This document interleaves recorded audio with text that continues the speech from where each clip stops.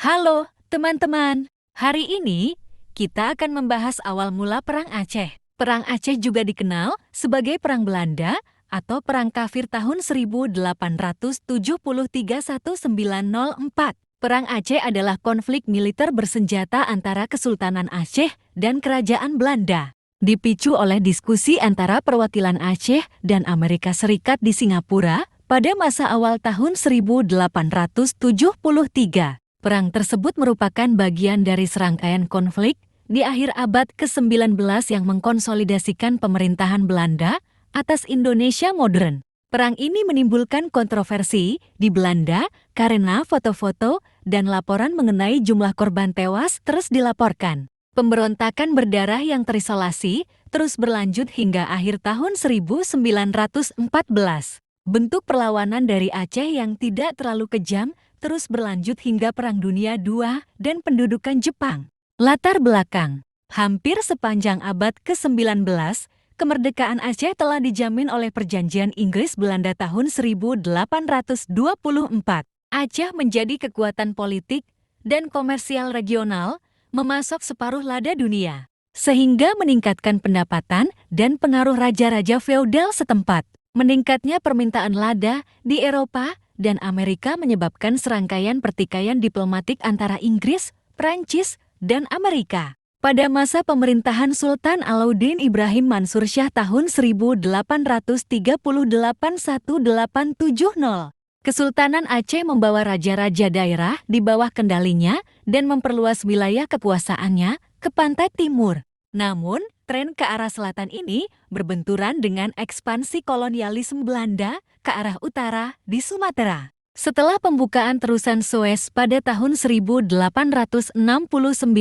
dan perubahan rute pelayaran, Inggris dan Belanda menandatangani Perjanjian Inggris-Belanda di Sumatera yang mengakhiri klaim teritorial Inggris atas Sumatera. Strategi operasi tempur Belanda. Belanda mencoba beberapa strategi selama perang. Ekspedisi di bawah pimpinan Mayor Jenderal Johan Harmen Rudolf Kahler diutus pada tanggal 26 Maret tahun 1873. Kahler yang membombardir ibu kota Banda Aceh dan mampu menduduki sebagian besar wilayah pesisir pada bulan April. Niat Belanda itu untuk menyerang dan merebut Istana Sultan, yang nantinya juga akan berujung pada pendudukan seluruh negeri. Sultan meminta dan mungkin menerima bantuan militer dari Italia dan Inggris di Singapura. Bagaimanapun, tentara Aceh dengan cepat dimodernisasi dan diperbesar dengan jumlah berkisar antara 10.000 hingga 100.000. Karena Belanda terlalu meremehkan kemampuan militer Aceh, Belanda membuat beberapa kesalahan taktis dan mengalami kerugian termasuk kematian Mayor Jenderal Kahler dan 80 tentaranya. Kekalahan telak ini menggerogoti moral dan gengsi Belanda. Setelah memutuskan mundur, Belanda memberlakukan blokade laut terhadap Aceh dalam upaya mempertahankan kemerdekaan Aceh. Sultan Mahmud meminta bantuan langsung kepada negara-negara Barat dan Turki, namun usaha itu tidak membuahkan hasil. Hanya Perancis yang bersedia menanggapi permohonan dari Sultan Mahmud. Pada bulan November tahun 1873, ekspedisi kedua yang terdiri dari 13.000 tentara dipimpin oleh Jenderal Jan van Swieten dikirim ke Aceh. Invasi tersebut bertepatan dengan wabah kolera yang menewaskan ribuan orang di kedua sisi.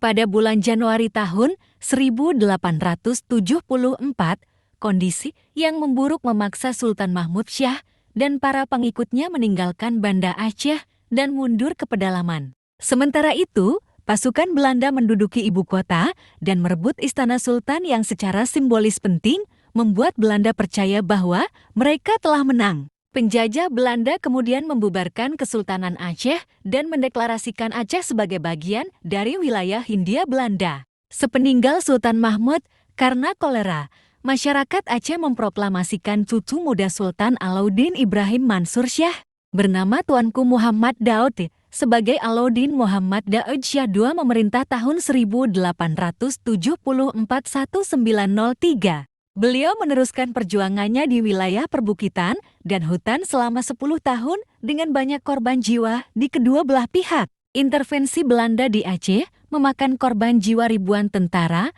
dan sangat menguras pengeluaran keuangan pemerintah kolonial. Pada tanggal 13 Oktober tahun 1880,